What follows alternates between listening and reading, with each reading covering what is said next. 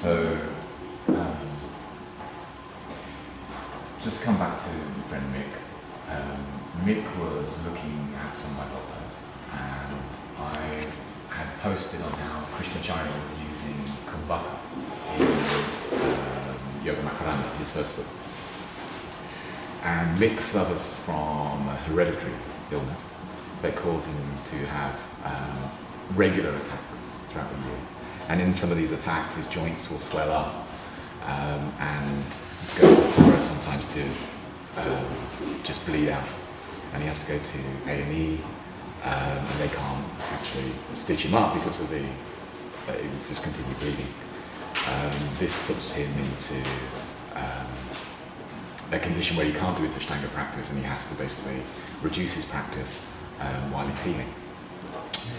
So while he was looking at some of my blog posts, he was looking at the Krishnacharya work on kumbhaka and how it's a slower practice anyway. And so he started trying to incorporate the kumbhaka into his practice. And he started to find that his healing was much quicker. And because he was going to the hospital all the time and getting constant blood tests, the hospital was also noticing a difference. So now that we had you here, we wanted to ask you about kumbhaka. We want to ask you if that makes sense to you as coming from microbiology, your original molecular biology, yes. And then physiotherapy. Yeah. So, does it make sense to you that kumbhaka can have a healing effect? Shall we say? Yes, no, definitely. There's many benefits that can be attributed to various types of breath retention, kumbhaka, and of course there's several different ways you can do a kumbhaka, and each of them will have a different effect.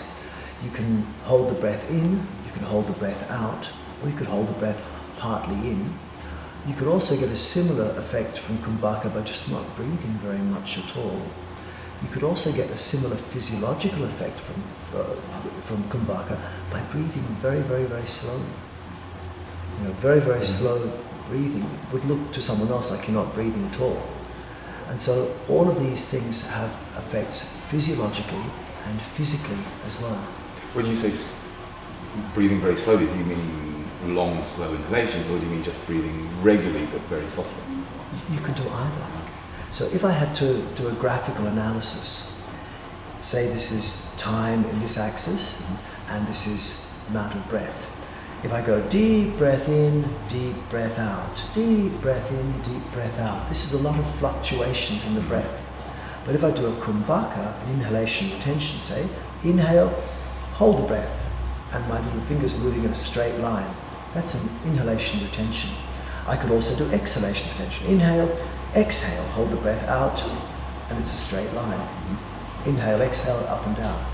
But I could simulate the effect of that straight line by just doing very little breath in, little breath out, little breath in, little breath out. And so from a distance, little breath in, little breath out would look like a straight line. And so physiologically, it has the same effect as kumbhaka. And in Sanskrit and yoga terms, that's actually what really is Kevala kumbhaka. It's what happens when you're meditating. When you feel like you're not breathing at all, but actually if you study it, there's just very little in-breath and out-breath. Why does that have a similar effect to very large inhalation, very large exhalation? Why does it have a similar effect? Well, it has a similar effect as holding the breath in or holding the breath out. Because holding the breath in and holding the breath out will build up carbon dioxide.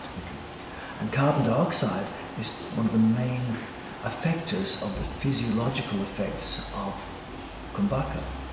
And so you'll also get high levels of carbon dioxide, not just from holding the breath in or holding the breath out, but by not breathing very much. And so when we meditate, we don't breathe very much. It's very little in-breath, very little out-breath. So because the air is not exchanging much, you actually start building up CO2. So physiologically, one of the best ways of getting the effects, the positive effects of carbon dioxide build up is by doing meditation. And you hear many people who have cured themselves of cancer by doing meditation. And on a physiological level, one could speculate that the increases in health from someone who, say, had cancer may be because of the increases in carbon dioxide, and carbon dioxide is necessary to be present for oxygen to be deposited into cells via the Bohr effect. Yeah, can you explain the Bohr effect? Because I've tried reading it a few times and Okay, I don't so really get it that well. The Bohr effect very simply would say that if you have oxygen which is carried on hemoglobin, the red pigment in blood, and it's travelling through your blood, it might come to say your big toe and it'll say, I've got oxygen, does anyone here in the big toe want oxygen? And all the cells in the big toe will say, yes, I want oxygen. And before it releases its oxygen to the big toe cells, it will say, show me your carbon dioxide. And if the big toe cells have no carbon dioxide, then the oxyhemoglobin will not release its oxygen. It will just travel off somewhere else. You need local presence of carbon dioxide for oxyhemoglobin to be able to release its oxygen and make it accessible to cells. And this is the Bohr effect. So in high levels of carbon dioxide, there's a lot more deposition of oxygen into your cells. In low levels of carbon dioxide, you might get increased blood flow, but you might not get entry of oxygen into cells. When oxygen enters cells, you get much better healing, and also you get much more energy. So for example, a cell can run off glucose. Glucose is simple sugar, and if glucose is used as the fuel to be burnt for that particular cell, you'll get 2 molecules of ATP, the energy source of the cell, for every 1 glucose burnt. But if you burn glucose in the presence of oxygen, you get 38 molecules of ATP. So it's 19 times as much more energy can be generated in the presence of oxygen. Funnily enough, cancer cells don't function with this oxygen method. They don't work on the aerobic pathway. They only have anaerobic metabolism happening. So it's not to say that the presence of oxygen will kill cancer cells or the absence of oxygen causes cancer, but rather healthy cells will not do very well and cancer cells will do very well in low levels of oxygen. Whereas in high levels of oxygen, healthy cells do very well and cancer cells don't necessarily do much better than normal. So cancer sometimes is said to be helped if you can get more oxygen into the cells, and one of the ways of doing that is by putting it in a low carbon dioxide environment. And one of the ways of generating low carbon dioxide is using either kumbhaka or minimal breathing, which in Sanskrit terms is Kevala kumbhaka, which is the type of breathing that happens when you sit in meditation. And on a graphical level, that's a little breath in, little breath out, little breath in, little breath out, which looks like a straight line. Same like if you inhaled, held the breath in, looks like a straight line. But to simulate a straight line also, you could do a very slow breath in. Like if I inhaled fast, line goes up like that. If I inhale slow, the line goes up slower still. But if I inhale and I take 1 minute to inhale, the line goes up so slowly that from a distance it looks like a parallel line. And so very slow inhales of say 1 minute for an inhalation would simulate kumbhaka on a physiological level. That's interesting, because Krishnamacharya is talking all the time about long, slow breathing. That's what long, slow breathing is. And I think in the modern world, people imagine that in a common vinyasa class, people will say, deep breath in, take up your arms, deep, slow breath out, take down your arms. And of course, that's only 3 seconds breathing in, 3 seconds breathing out. Whereas Krishnamacharya was talking much more about 1 minute of inhalation. The slow pouring of oil. That's right. That's the rate of it, the speed of breathing. Right. Yes. And they also talk about when the exhalation comes out, it should be so fine that you can't blow out a candle from a certain distance. And there's also the beautiful videos that Iyengar has put out where he's breathing with a microphone and you hear the sound of Ujjayi. And he inhales for 45 seconds, exhales for 55 seconds. Stunning. It's beautiful, yeah. We're quite aware of benefits of using kumbhaka in pranayama. You've talked about in meditation, getting a similar effect by just breathing very shallow. In asana, Krishnamacharya is quite surprising when we look at Yoga Makaranda in that he's using kumbhaka in asana. And while we've been here on the Yoga Rainbow Festival, we've been talking about using kumbhaka in asana. And we were talking about how we could, you said for example about getting oxygen or CO2 to the toe. And how did you put it? If there wasn't enough, If there's not enough carbon dioxide there, you won't be able to transport the oxygen from oxyhemoglobin to the cells. okay. So you need CO2, you need carbon dioxide. So then we were talking about how we could. One of the interesting things about Kumbhaka and asana was that it seemed that there might be the possibility that you could direct your the blood that you've affected with your Kumbhaka to different areas of the body. Yeah. So, for example, if I'm doing a posture where a certain area is perhaps compressed, Yeah. and then when I release it, perhaps if I'm doing my vinyasa, the blood then could perhaps flow to that area. In Ramaswamy, he talks about it in a shoulder stand, say, where we would have the legs very relaxed, and then we were talking about this. And the idea seems to be to let the blood kind of drop away, and then when we straighten the legs and tense, we're then sending blood through. Yep. So it seemed to me that if we relax, the blood drains away slightly. We're doing the Kumbhaka, and then when we extend our legs, the new Kumbhaka CO2 infused blood will then fly to the area that we. Yeah. Does that make sense? No, it does make sense. Why does that make sense? Well, I've measured 10 different ways you can move blood through the body other than the heart. And one of them includes using the muscles of breathing, and another includes using the effect of carbon dioxide. So carbon dioxide, when it builds up, not only helps the Bohr effect, but it also causes vasodilation to many of the blood vessels in the body. So for example, the blood vessels to the brain will get larger, more open, and allow greater entry of blood to the brain, also to the heart, and several other places in the body as well. Is that why we do Jandara Bandha? Yes, because otherwise you get too much transmission of energy back and forth to the head. Okay. So carbon dioxide can have this vasodilation effect. It also affects the bronchial tubes. It will make them vasodilate. It also affects pretty much every tube in the body. It makes the stomach dilate, the bladder wall dilate, stuff like this. So that's one effect that comes from breathing, especially from Kumbhaka, in terms of long Kumbhakas, where the breath is held long enough to increase CO2, in whichever way you do that. But the other effect that pranayama can have on blood flow is that you can use the muscles of breathing to actually pull air in and out of you. For example, if I expand my chest, the expansion will cause a suction that pulls air into my nostrils.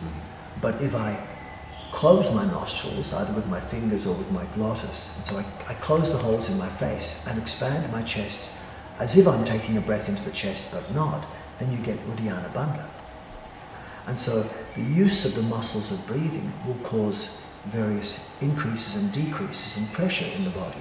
And those increases and decreases in pressure will push and pull blood. So if I exhale fully, that's going to push blood away from my chest. That actually slows the entry of blood into the heart. If you inhale to the chest, that pulls blood toward the heart, and it actually increases heart rate, and that's well recorded in medical texts.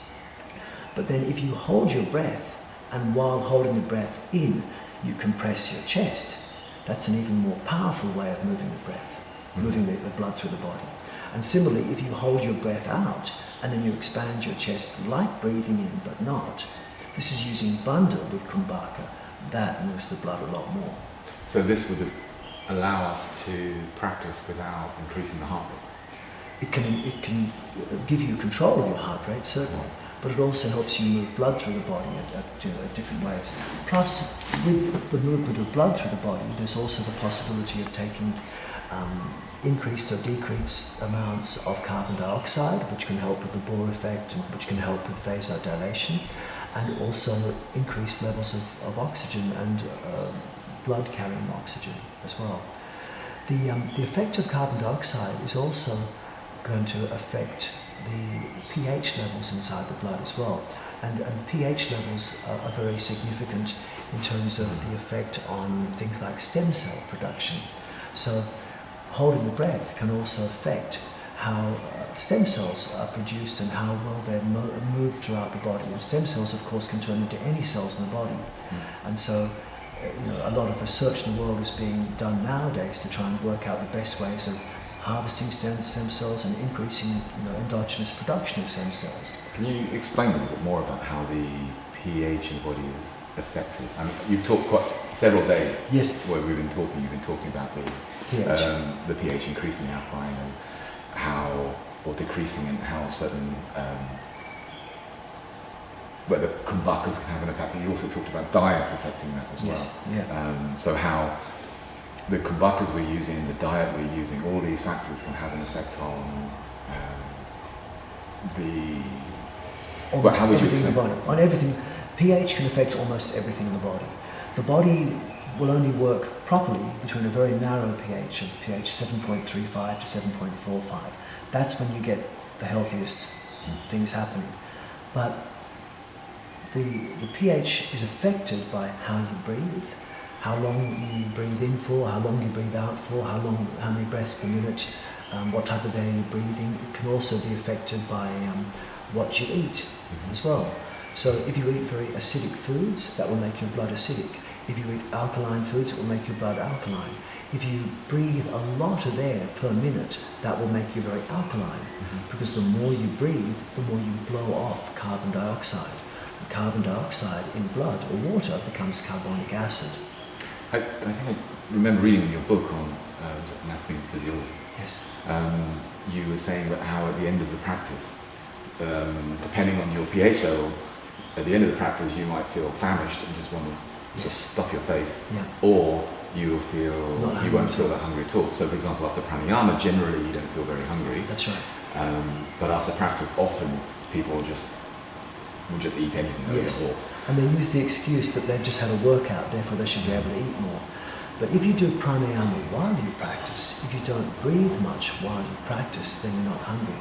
And so that will be coming as a result of creating significant levels of carbon dioxide while you're practicing, doing pranayama while you're practicing, or just not breathing much while you're practicing. And this CO2 will cause an increase in carbonic acid, which will lower your pH levels. And then instead of craving acidic foods, you'll be more craving alkaline foods or nothing.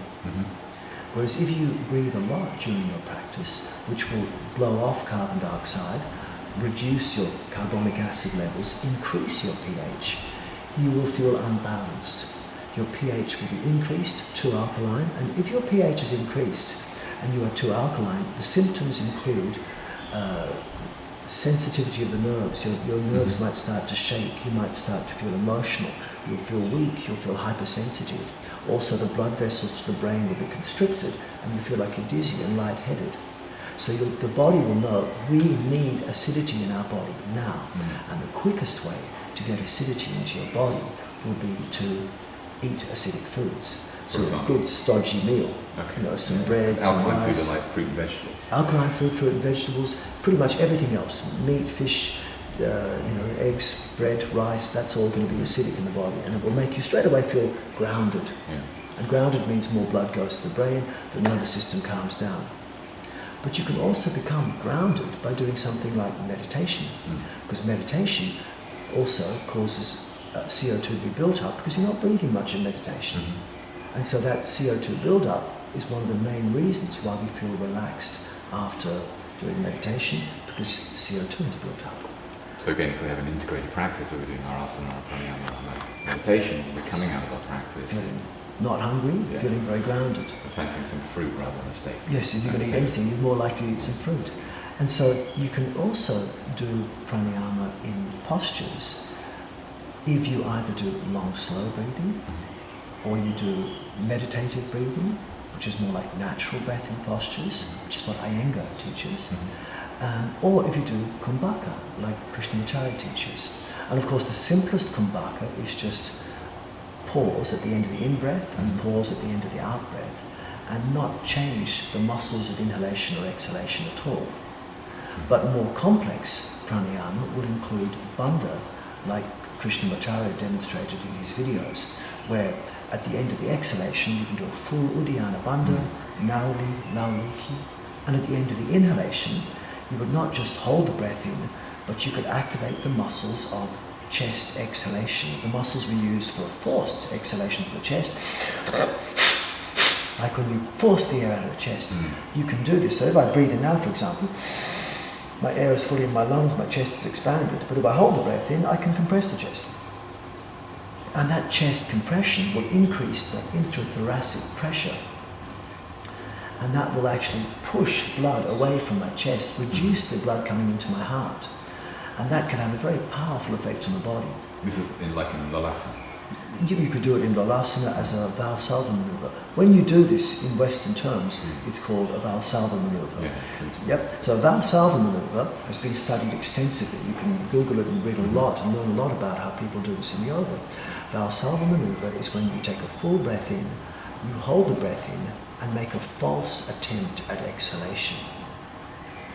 And then there's another one called a Mueller maneuver, where you exhale fully, this is also a scientific medical term, where you exhale fully, hold the breath out, and make a false attempt at inhalation.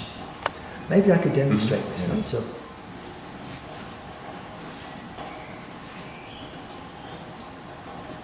So this is what could be called a Valsalva maneuver. I will inhale fully into my abdomen and into my chest, hold the breath in, and then I'm going to pretend to exhale from my abdomen and my chest. So this is... Okay, so this is the Valsalva maneuver. I'm going to inhale into my abdomen, which is like this, and I'm going to then inhale into my chest, which is this. I'm going to do both of them.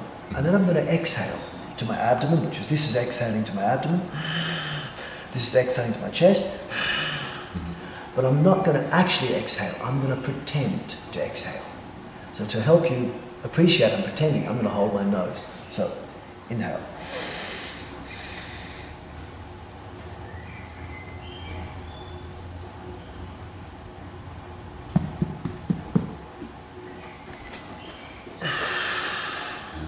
And then I release the air.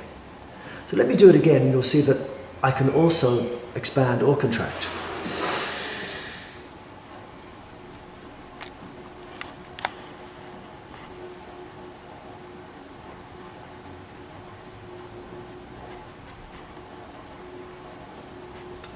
So it looks like I'm breathing, but I'm not breathing. I'm activating my muscles of inhalation and exhalation while actually holding my breath in.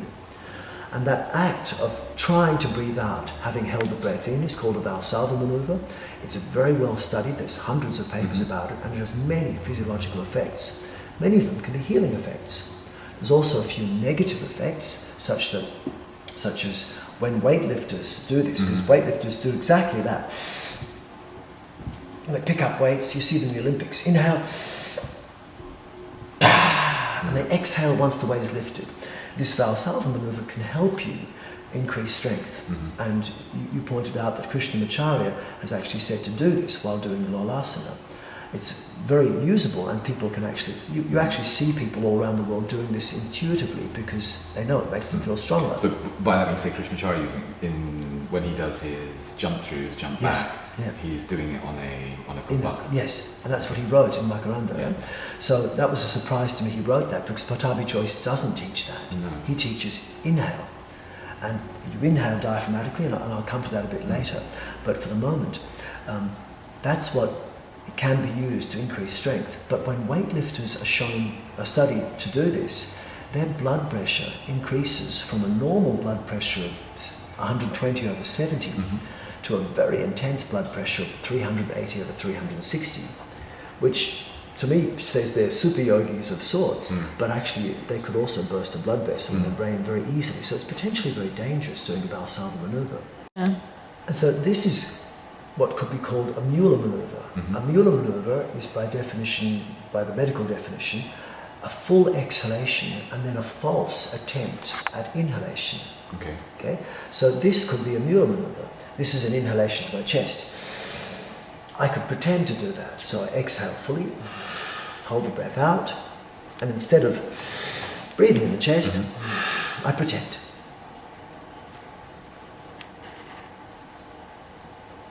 So this is breathe in the chest, pretend.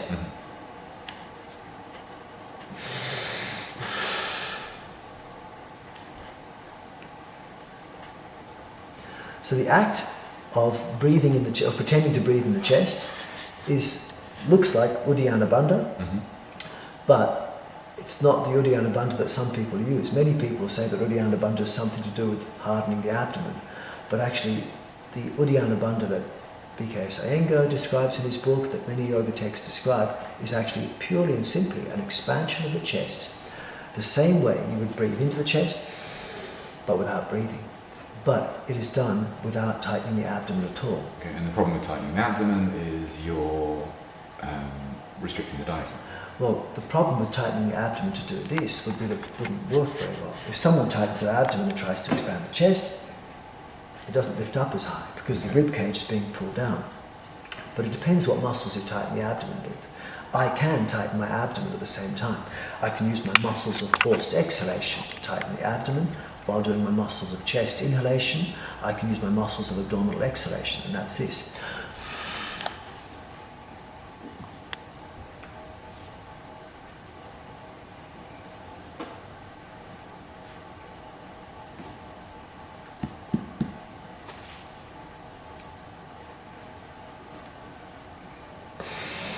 So then perhaps you could see the two external oblique muscles coming on, and that indicates that I was using my external oblique in exactly the same way that I would use to make a forced abdominal exhalation. So that was activating my muscles of chest inhalation and my muscles of abdominal forced exhalation while holding the breath out. And that's a combination of a Valsalva and a Mueller maneuver at the same time, on exhalation retention. But a real Valsalva maneuver and a real Mueller maneuver are very hard to explain, because if I talk to a cardiologist and I say to them, what is a Valsalva maneuver? They'll give you the description I just gave. But if I say to them, what should I be trying to exhale with, my abdomen or my chest? They'll say, what do you mean? And I say, well, is this the Valsalva maneuver?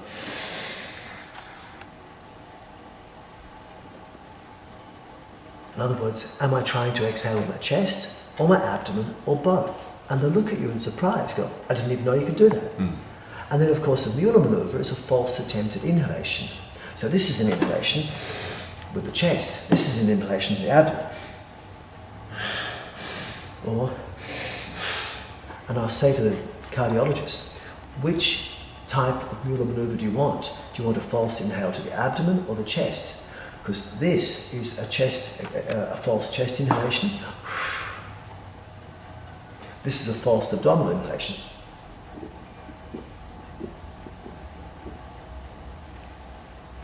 And of course I could do both.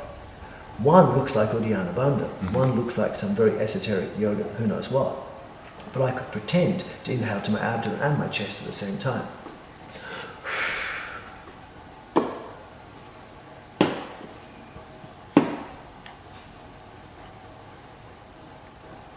And that's actually very, very difficult. And what would be the benefit of doing that? Why would we do that? The chest muscles are going one way, the diaphragm's going the other way, and it creates a tremendous suction. You can get a similar effect by doing Nali. The effect that's more commonly, more easily taught is this one, which also creates an effect of this going up and this going down. This is this one.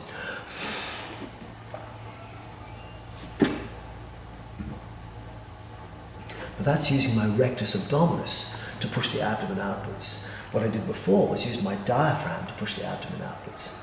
And that's very stressful, because when you expand the chest, that pulls the diaphragm up. When you breathe diaphragmatically, that pulls the chest down. So to do a complete breath for most people is very difficult. This is a complete breath. I inhale into my abdomen, then into my chest. But most people, when they try that, do this. And once the chest starts expanding, the abdomen goes in. To actually inhale to the abdomen, keep it expanded, then inhale to the chest, that for most people is very, very difficult. And in fact, most people, if you ask them to breathe into the chest with the abdomen relaxed, 1 in 10 people can do it, 9 in 10 can't. Most people can only breathe in the chest with the abdomen tight, which is the very same way they would do it. By doing that, they also make themselves quite stressed. Okay, and during practice, often that's what they're doing. Most people are breathing into the chest by inhibiting the diaphragm, and if you inhibit the diaphragm the whole time, you don't have diaphragmatic strength power. You also don't have good digestive ability, good reproductive function, good immune system function, because the diaphragm is the main controller of the parasympathetic nervous system. So unless your diaphragm is really freely able to breathe the whole way through your practice, you are potentially inhibiting digestive, immune and reproductive function. And you're basically stimulating a sympathetic nervous system response, a fight-or-flight response. And that fear, anger and aggression that comes with the flight-or-fight response doesn't sound like yoga to me. Whereas if you're in the parasympathetic nervous system, then that's going to be promoting love and peace and harmony. But to feel parasympathetic response, you must be able to breathe diaphragmatically. And so this is where Pattabhi Jois changed what Krishnamacharya was teaching. He said that when you lift to Lolasana, you do inhale, hold the breath, and then lift up into the air. Whereas what Pattabhi Jois teaches is he says you inhale while lifting up in the air. And the only way you can do that is by contracting the chest and then activating the rectus abdominis and then breathing. And then you can breathe diaphragmatically. But if you try and exhale to the tummy and inhale to the chest while trying to lift into the air, most people can't lift up in the air. And you can see this when you do something like a half sit-up. Because this position here, I'm not sure you can see, this is Lolasana. That's the posture where Pattabhi Jois says, inhale into that posture. But if you inhale to the chest, there's no power. If you inhale to the abdomen with the abdomen soft, there's no power. But if you make this contraction to tighten the abdomen, and you inhale then diaphragmatically, then it's possible to lift up. And you feel power. And the way you can show that to someone, because not everyone can do that posture, is you do a simple version of Lolasana, which is this. So this is what I call a simple version of Lolasana to a half sit-up. And you can see it's the same shape as Lolasana, but in the half sit-up, it obliges the rectus abdominis to work, but nothing else has to work. And in this position, this doesn't inhibit the diaphragm. So I can breathe diaphragmatically as I sit up. Everything's relaxed. But if I exhale fully and draw the navel to the spine and keep it firm here, I can't breathe here unless I release the muscles of exhalation. If I try and sit up, it stresses my neck, and if I try and sit up further, the abdomen pushes out. So a person who is trying to hold their abdomen in and breathe either into the abdomen or into the chest will have no power and often neck pain if they do it in a sit-up. You can actually lift up, but it's very stressful. It's much easier to lift up into a sit-up or half or Lolasana if you just simply engage the rectus abdominis and simultaneously inhale diaphragmatically. But the rectus abdominis in this pose and in Lolasana will hold the rib cage down. So it's very difficult to inflate the chest now because the ribs are held in. You were talking about several postures. Generally in Ashtanga we tend to, the belly tends to be drawn in slightly throughout, which is restricting generally our diaphragmatic breathing. It can and it can't, yes. Right, but you were talking earlier about how we can do a similar effect of drawing the belly in using different muscles and allow ourselves to breathe more diaphragmatically. And if this I can show with your fingers, it'll be helpful. So this is my relaxed baby abdomen. Now, if I tighten my abdomen with the muscles of abdominal exhalation, that's this, and the abdomen is drawn in. Now, if I tighten my abdomen with the same muscles that we would use to do Lolasana, that's this. It looks the same on the outside, but if I put your fingers into my soft abdomen, this is tightening my abdomen using my exhalation muscles, and then this is using my muscles that one would use for Lolasana, which is the rectus abdominis. And so the muscles of exhalation will draw the abdomen in fully. The muscles of Lolasana, rectus abdominis, push the abdomen out. But relative to a relaxed baby belly, both of them will appear. That's exhalation, that's Lolasana. Both of them appear to draw the abdomen in. But when you draw when you do this one, muscles of exhalation, if I now try and breathe diaphragmatically, I can't. It goes to the chest. Whereas if I use Lolasana, that muscle, now I breathe diaphragmatically, I can breathe fine in my diaphragm. But I have firmness, I have an abdomen that's drawn in, a little bit at least, and I have relaxation and strength. So if we breathe like this, we can basically increase our diaphragmatic breathing throughout our whole practice, and this is going to affect how our heart rate, it's going to affect the degree to which we're sweating, and our breathing is going to stay regular as well. Because if you use muscles of abdominal exhalation, it's a little bit like tying a noose around your neck. People die from that, so you don't get blood to the brain. So if you tie a noose around here, you don't get blood to the legs. But the blood needs to come to the legs, so the heart says better pump faster. But if this is expanded, firm but expanded, the heart can easily push blood through without pumping faster.